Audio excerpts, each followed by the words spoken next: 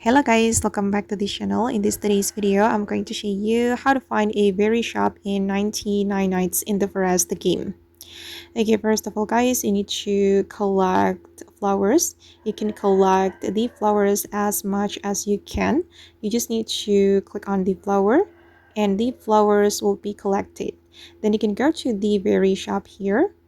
Okay, you can tap and hold on the view shop menu, and here you can buy something using the flowers. You can buy chili seeds or the butterfly seeds, and it costs 20 flowers.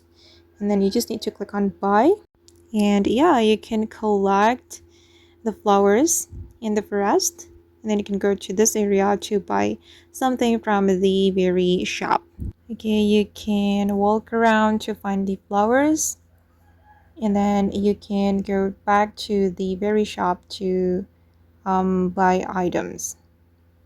And okay guys, that's all the way to find a berry shop and buy something with your flowers in the 99 Nights in the Forest game. I hope this video will be useful for you. Thank you so much for watching, and bye.